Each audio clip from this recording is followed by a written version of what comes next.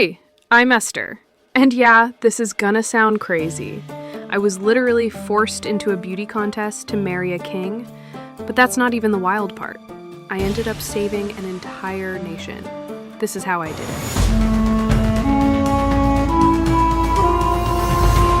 I never wanted to be queen. I didn't dream of palaces or crowns or silk robes. All I wanted was a quiet life with the people I loved. But sometimes, life doesn't give you that choice. One day, I stood before a king, knowing that if I spoke the truth, I could die right there on the spot. But if I stayed silent, everyone I loved would perish. Before the palace, before the title, I was just a girl named Esther. I lived in Susa, raised by my cousin Mordecai after my parents died. We were Jews living in exile, strangers in a land that wasn't ours. Mordecai used to tell me, Esther, sometimes the best way to survive is to stay unseen. I stayed quiet. I listened. I never imagined my life would change, but then everything did. Queen Vashti, my predecessor, refused the king's command. She disobeyed him in front of everyone. So he removed her from the throne. Suddenly, the kingdom was searching for a new queen. They gathered all the young women from across the empire, and I was one of them. I didn't volunteer. I didn't want this, but I couldn't say no. Before I left, Mordecai pulled me aside. Don't tell anyone you're Jewish. Promise me. I promised, and I carried that secret into the palace. The palace was overwhelming. Lavish gardens, endless banquets, whispers behind every curtain. For months, I waited. Beauty treatments, royal lessons, sleepless nights. Then one day, the king chose me.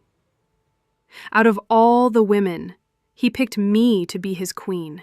Me, Esther. Now Queen Esther, a crown on my head, but a secret in my heart. At first, life in the palace was peaceful, or at least it seemed that way, until Haman appeared. He was the king's highest official, proud, arrogant, dangerous. When Mordecai refused to bow to him, Haman's pride turned into rage. But he didn't just want to punish Mordecai, he wanted to destroy all of us, every Jew in the empire. He tricked the king into signing a law. On one day, just one, we would all be killed. Men, women, children, no exceptions. And I was queen, living in luxury, wearing royal robes, while death crept closer to everyone I loved. Mordecai sent me a message when he heard about the law. He said, Don't think you'll escape just because you're in the palace. If you stay silent now, help will come from somewhere else. But maybe, just maybe, you were made queen for such a time as this. Those words, for such a time as this, they echoed in my mind. Was this why I was here?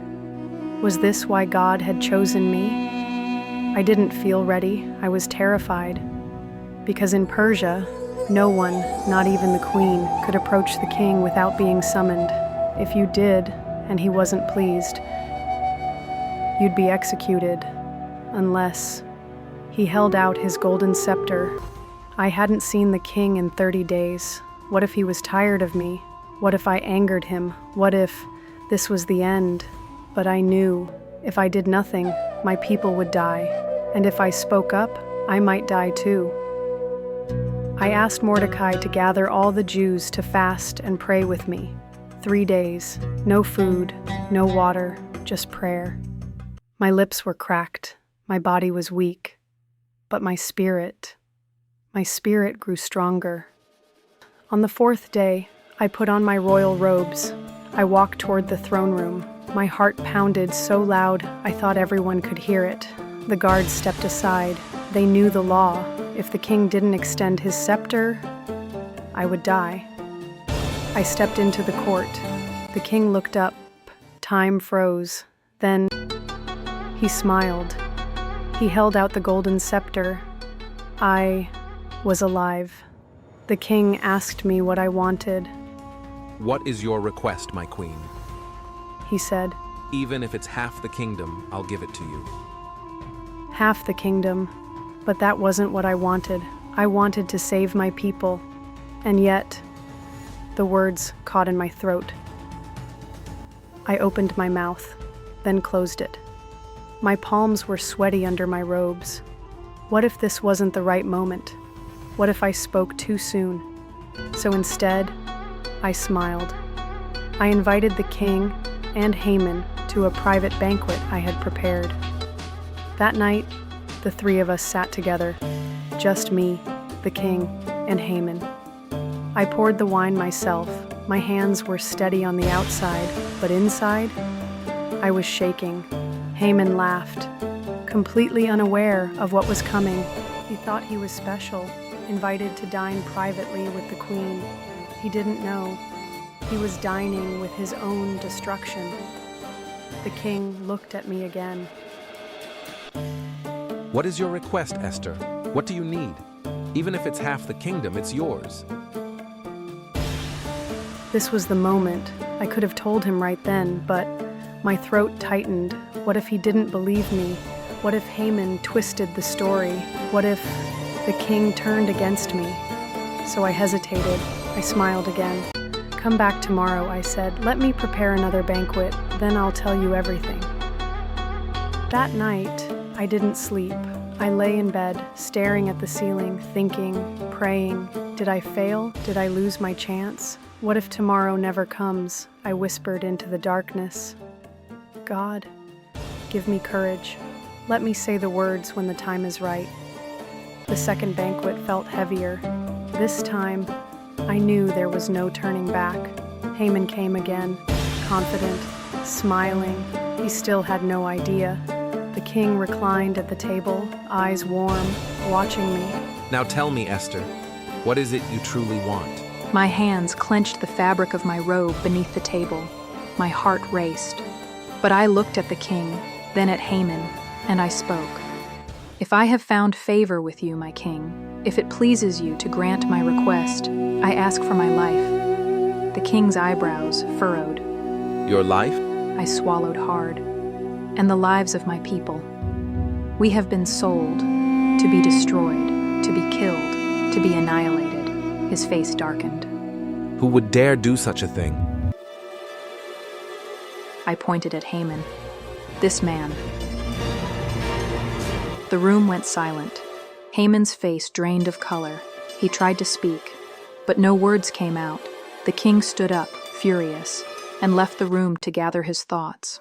Haman fell at my feet, begging, pleading, but it was too late.